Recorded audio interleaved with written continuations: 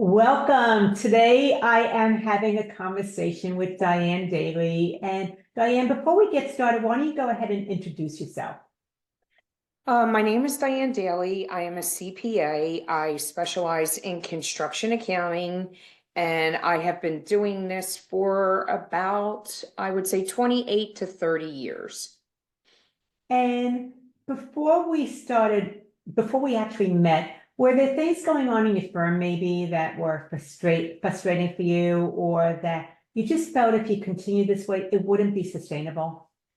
Yes, because I was doing a lot of work, as you have pointed out to me, that I wasn't charging for. And I also was getting underpaid. So that was very frustrating.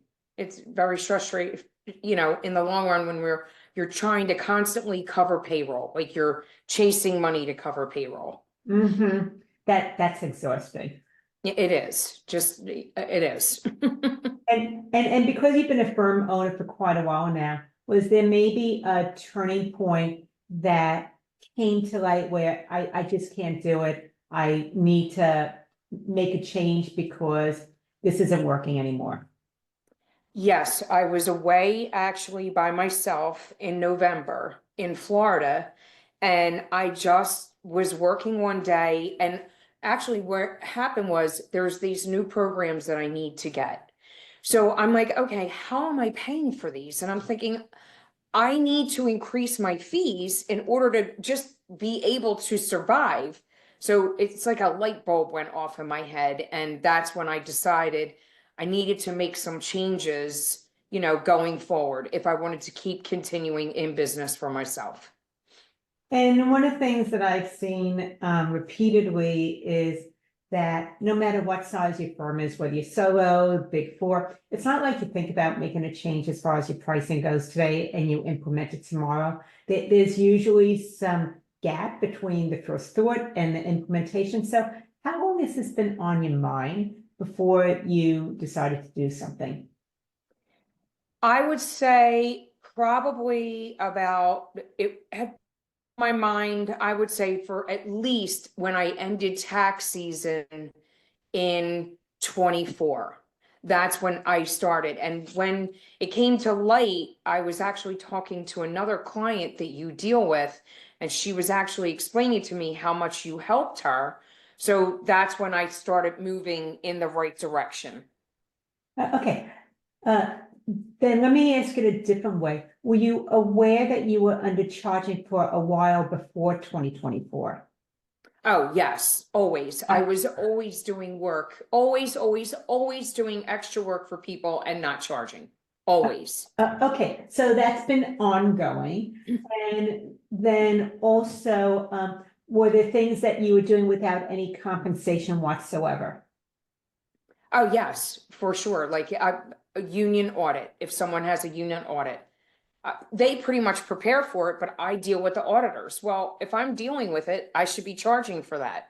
And I just wasn't. I just was dealing with it and just saying, oh, they're already paying me, it's fine, but I'm not doing that anymore. I'm happy to hear that. Okay, then if you were realizing you were undercharged for quite some time and that you, at the end of 2024, you decided to make a change, were there any hesitations actually before you jumped into doing the work together to raise your rates? A little bit because I do lack a little bit of self-confidence. Mm-hmm. So I did need to, to me, I have gained more self-confidence from talking to you because I don't know, you keep telling me that I am worth what I should be charging. So, it really was a self-confidence thing and trying to go to my clients. I always also, I love what I do, but I hate the money part. Mm-hmm. So, that was my biggest tackle was trying to get over that hurdle of, okay, you are in business, you need to deal with the money part. Like, get with the program. Mm-hmm. Okay, so if you were your own client, because I know you give really great business advice to your clients all the time, and you saw your client doing something like this or in this situation, what would you have advised them to do? Oh, you have to charge extra for this. You don't work for free. Uh, it's like the cowboy shoes, right? Correct, correct. 100%. Mhm. And I want to bring it up because the knowing what to do and actually implementing it is really, really difficult. You are correct. This You are isn't an one. easy process, so I want to be very honest and upfront about that. Yes, and you actually were able to provide me with tools that would help me prepare for that conversation, which again, in my opinion, really helped build my self-confidence. Like I was preparing, you were helping me prepare for these discussions, which in the long run really paid off. Mhm. Aside from the tools or the resources, was there anything else that you found beneficial with actually making this happen? Um, yes, because now I feel like if I'm giving my employees a raise, I'm not worried about where I'm getting that money from. Mm. You Mhm. know, I actually am at a point where I can give myself a raise. So that's actually a nice benefit that I haven't had in quite some time. I haven't really been able to give myself an increase. Sometimes I wouldn't pay myself at all. You know what, you need to take care of your people first, otherwise it's gonna all fall. There's a course one way or the other. It's either time or money. So I Yes. totally get that. And now that let's talk about you ripped the Band-Aid off pretty quickly, Diane. Yes, I did. So once we started working together, how long did it take you to actually implement and start raising your rates with your clients? What I was doing is I was preparing, and then as I was having my draft meetings, when I prepare financial statements for a client, I go in or we do a virtual draft meeting. Mhm. So that's when I actually would go to the client and bring up the conversation. I actually would start asking them like where my value, how they saw my value in the Mhm. firm, which a lot of times with helping, I mean, with their company, a lot of times as people were talking, it kind of set a light bulb off in their head. And they, wow, she is very beneficial to my company. So, it was a smooth, it wasn't really that hard of a transition. Now, don't get me wrong, there were a few clients Mhm. that did hesitate, Sure. but again, I used your tools. I did not make it go for in perpetuity. I would say, let's meet again next week. So I actually, the one client that was very hesitant, I knew he wasn't going to bring it up again. So when I went back in the following week, I brought it up. And I Mhm. was like, have we decided? And that's where the discussion, it wasn't an easy discussion, but we had it and it worked to my benefit. Mhm. So you knew how to structure the conversation, how to follow up so that this was something maybe you put out there, but it's uncomfortable and you didn't want to get into those uncomfortable conversations again. So you had the Correct. structure for this. Yes. Okay. And okay, then let me ask you in a different way. About how long before, since we started working together, did you start seeing the revenue increase? You were able to start raising rates with your clients? I'm going to say, I think we started in January, Okay. February. Mhm. I, I'm going to say it wasn't even 30 days.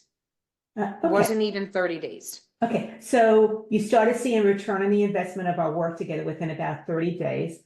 Let's go into either numbers or percentages or something like that. We're talking about the accounting profession, so we need something really concrete. Yes. Tell me some of the changes that you've seen regarding revenue or something else because of you making this happen. So to me, it's two key things. Number Mhm. one, I'm already up in $75,000 of revenue, and I'm not done yet. I still have 4 clients to approach, which if I do that, I probably will be about 125,000 to $140,000 in revenue. And the other nice change, which is so pleasant to me, I can pay my bills, I can pay for payroll, and I still have a very nice balance in my checking account. I can sleep at night. I'm not worried about covering, oh, you know, for like right now, I started my business in May. Mm-hmm. So every year, my renewals for everything come due in May. In prior years, I'm calling people, oh, I need you to pay I need you to pay my bills, need you to pay my bills. I don't have to do that now. I already have the money in my checking account. Then I just want to clarify, what I'm hearing also is you went from invoicing to a prepayment model. Is that correct? Correct. Yes, correct. So not only are you up already 75K, maybe about 125K, but you went from getting invoicing and getting paid in arrears to now you're getting prepaid for your services. Correct. And just to let you know, that's $70,000. I mean, it didn't take months for me to increase that 70. It literally took weeks. I mean, Mhm. weeks. Mhm. It was a wonderful feeling. I mean, seriously, getting in my car after a meeting and somebody agreeing to a higher fee, it's just like, yay. It's nice to have a $10,000 day, right? Yes, it really is.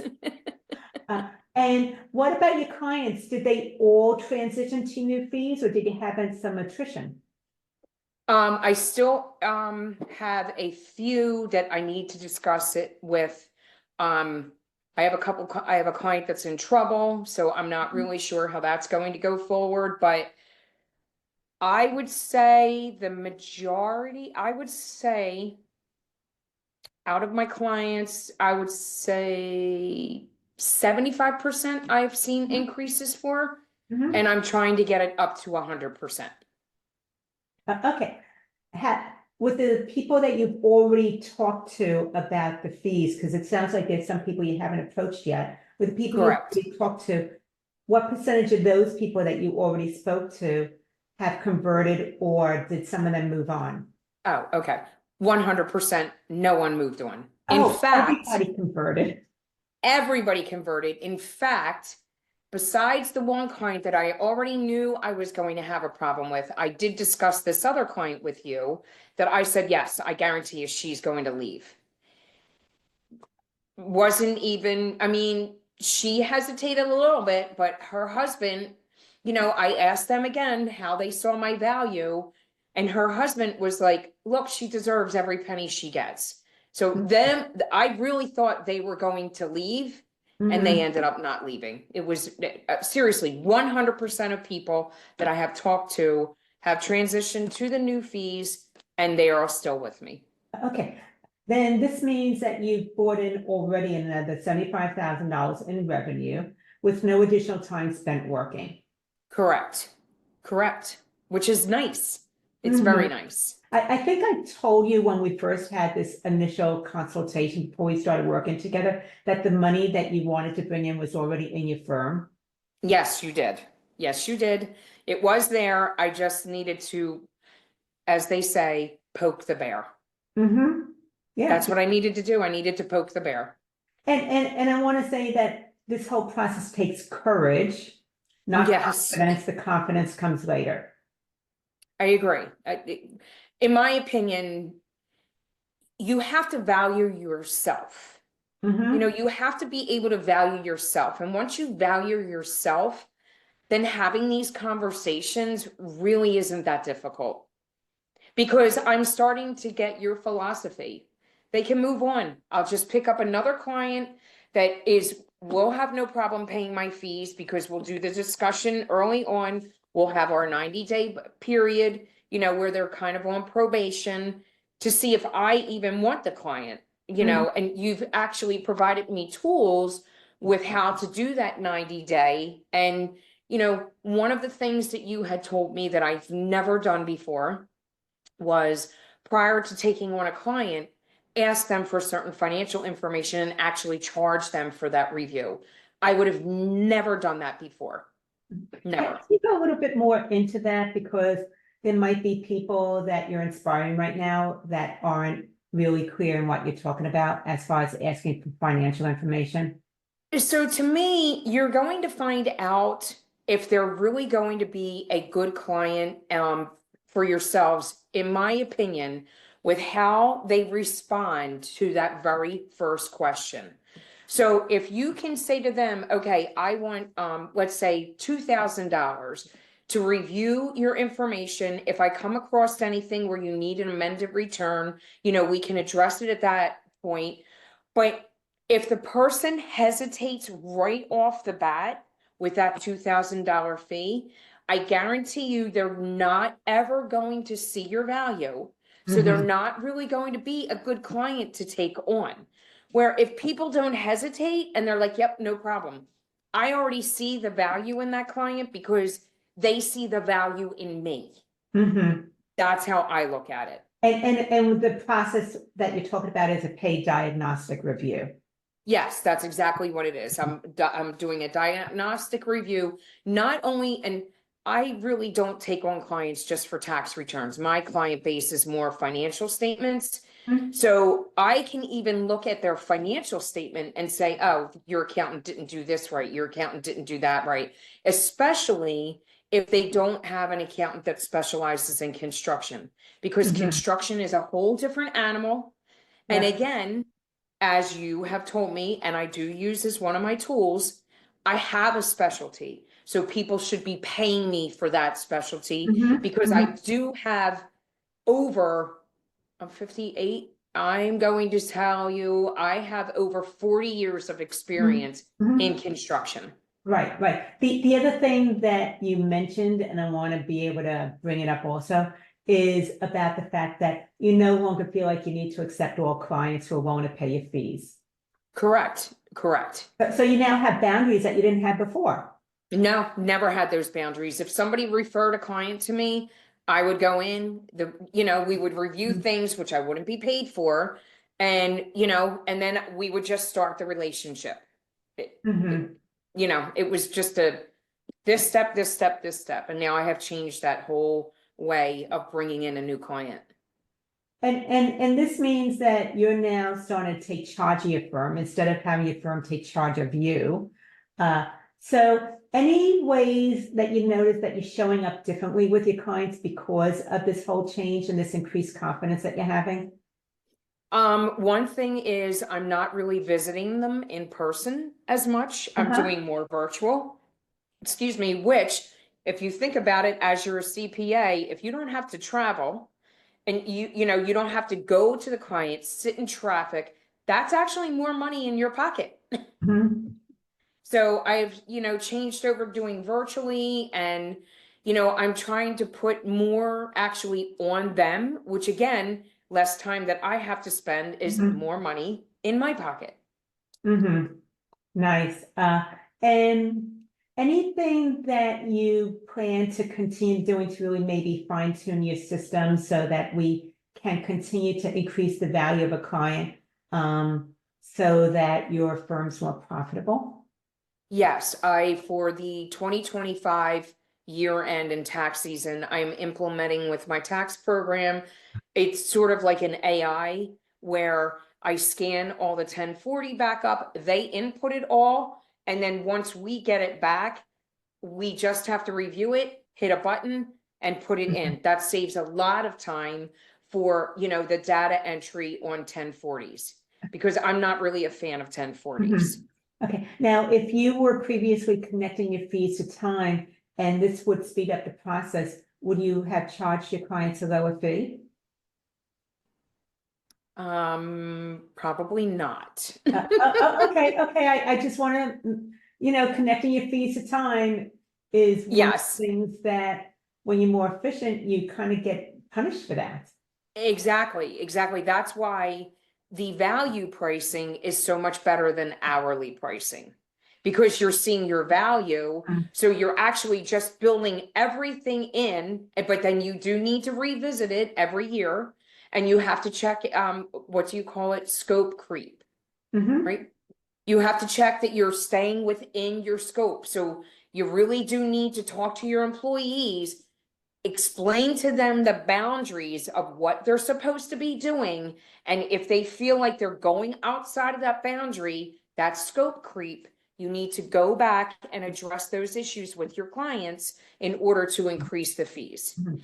But you Okay. are correct. The more efficient you are, the more money you're going to make. The more profitable. And I think you brought up a important point, whether it's you and you tend to be a people pleaser and you're very client centered, or if you have a team who might be extremely client centered, that your client's still going to make requests, even though you might have structure in a package.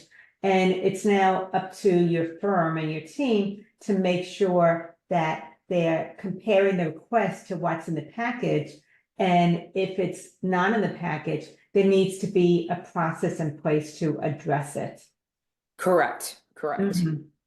So, Which I do put that actually in my engagement letters. Like I used to put it in there before, but I'm actually really stressing that to people when I go out with the engagement letter.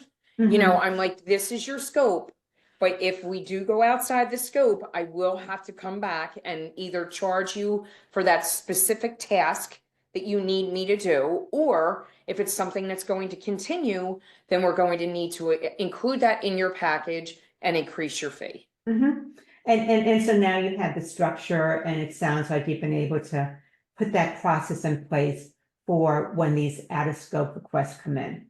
Yes, Mhm. and I can give you a perfect example of Yeah, that right now. go New for it. Jersey, yeah, New Jersey, since I'm in Pennsylvania and we're very close to New Jersey and New York, you have to file some things online. Well, one of the things that New Jersey just did was they put a new portal in place. My employee, all morning that I was in the office, was working on that all day. So I finally, when I walked out the door this morning, I said to her, do me a favor, keep track of your time that it's taking you to set up these portals for each client, because I'm going to come up with a standard fee and just address it with the client and say, look, I needed to set up this portal. So with that, you know, it took Deborah this amount of, not even time. The fee for this is such and such. Yeah. So I'm not, that does not fit into their package, something Mhm. new. So they will be paying me additional for that. Now, one of the things that this means is that you now have the process in place to charge a setup fee when you need to get new software installed or set up. And as you mentioned, it's not about how much time it takes, it's about the fact that you're doing it accurately and correctly for the Correct. benefit of the client. Right, because Deborah was having issues even trying to get the portal set Right. up. So that would have caused and this is how I'm going to approach it with the clients. Mhm. I'm going to say that would have caused your employee being taken away from their daily tasks Right. in order to set up this portal, which I did it as a concierge service, you know, Mhm. so therefore you're going to pay me for that. Mhm. The investment. Yes. Um, it's always my preference to use the word investment instead of paid. Yes, So much yes, better. yes, yes. Any mindset shifts that you have noticed for yourself, Diane? Because from when we first met a couple months ago to now, I see big differences in how you're showing up. What have you noticed? I do notice that, to be honest with you, before we actually started working together, I was starting to dread going to work. I Mhm. work for myself. Why would I dread going to work if I work for myself? But when you're working and you're not getting compensated for your investment, then it really personally it's very depressing. It's Mhm. very, very depressing. And now I do enjoy going to work because I do feel that as soon as I open up my eyes, I made money. So, so it's just a nice, and I'm just approaching things differently. When clients call me and ask me things, I'm trying to put it more back on them and doing Mhm. it internally. So it's taking work off of my plate. The other thing that, not that we really talked about this, but I know eventually we're going to, I am also a control freak, which probably a lot of CPAs are. Um, I have learned a lot more over the last few months to delegate. to delegate to my lower staffed employees instead of me just doing it all myself. Mhm. So, and again, what is that going to do? Your employees are getting paid less than what you are. So there you go. Your investment is even bigger because now you're not working on it. You have Mhm. a lower paid employee in your firm working on it. So, I'm using different tools. I just think my life is a lot easier now. And let's kind of talk about that because as a firm owner, it's not like you have your 9 to 5 here and when you shut down the computer, it's done and you move on. There's this ebb and flow, and if something's a little bit off at work, it kind of creeps into your personal life. So is there any changes in your business or even in your personal life that you've noticed that you're actually really proud about? Yes, I am, because I am going to book a riverboat cruise with Viking that's very expensive and I can afford it now. Wonderful. Are you taking your husband? Yes, I am. That's I may good. throw him overboard, but yes, he is. No, that is wonderful. And where are you going? We're going to start in Switzerland and then we go through Germany and then we go into Holland and then we end up in Amsterdam. And I've always wanted to do this. And I'm like, you know what? I actually can do this now without touching my personal savings. I actually can do this with the earnings that I have put in together with my investment from these packages and having the money upfront, That having is prepaid amazing. payments. I am so happy that you're able to do this because as a firm owner, I believe that you sacrifice so much. You've taken a risk that most people would never ever take, leaving the safety and security of a 9 to 5 to having your own business, and that you deserve to have a business that raises your quality life instead of one that could suck the life out of you because your firm will take as much as you're willing to give. And I agree. I agree with that. The other thing I've actually implemented, I would answer emails on weekend. I would take Mhm. phone calls after, it was like I was a 24/7. I'm not doing that anymore. There's nothing, first of all, if you're a CPA, think about it this way. If somebody calls you at 7 o'clock at night, there's nothing open.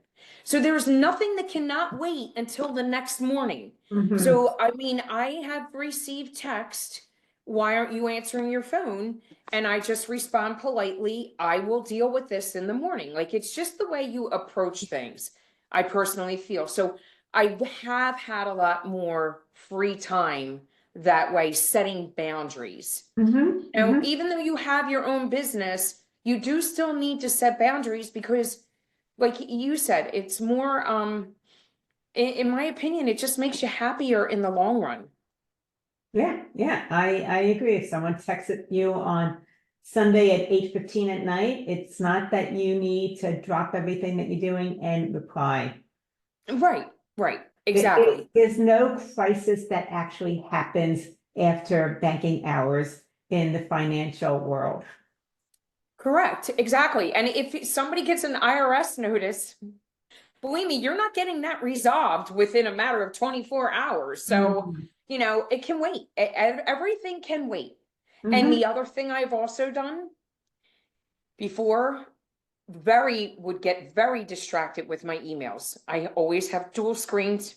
If an email comes in, forget it. I'm stopping what I'm doing and I'm addressing the email. I don't do that anymore. I tell myself, okay, I'm going to address this email at least within a 24-hour period. And to me, nobody has really complained about it. So I may push it even a little further. It may be Mhm. 48 hours. So it's working to my advantage because I can concentrate on the task at hand. Mhm. Absolutely, which makes you actually more effective. Yes, yes. Okay, Diane, anything else that we haven't touched on that you wanted to mention? I just want to say, for people that see this, you are a very big tool to my business. And I am very thankful that I've reached out to you. I'm very thankful that another one of your clients, she gave me your information and I reached out and I actually took the leap because it wasn't even a hesitation. I just had to decide which package I wanted to deal with you, and you gave me 24 hours. Mhm. And, as I said to you, I needed to discuss it with my husband, but technically I need things to sink in a little bit. But I just think you're a very big asset to my company, and I'm very, very thankful for you, to you for taking me on as a client and helping me, grow my business without taking on any additional clients. I really appreciate that, and I feel very honored to be part of your inner circle. Thank you. Because trust needs to be earned. It doesn't just come, with as a knee-jerk reaction. So it's something that's earned. So thank you for that. Correct. Correct. Okay, if you inspired somebody, they want to get in touch with you, what is the best way for them to do that, Diane? You can contact me on my cell phone, 215-680-7343, or what I would prefer is contacting me through email, which would be Diane, Diane, at D as in dog, AILYASSOC.com. That's Diane at dailyassociate.com. So they would be the best two ways to get a hold of me. Perfect. I so appreciate you sharing that. Diane, thank you so much. I really appreciate you sharing about your experience and the changes that you've made in a really short period of time. That this hasn't Yes. been a long, drawn out, painful process. It was probably more painful dealing with the low rates and the undercompensation. You are correct. And wait, and not getting paid. I totally get that. So Yes. anyway, this is Lauren Fogelman with Business Success Solutions, showing firm owners how to double their income working half the time.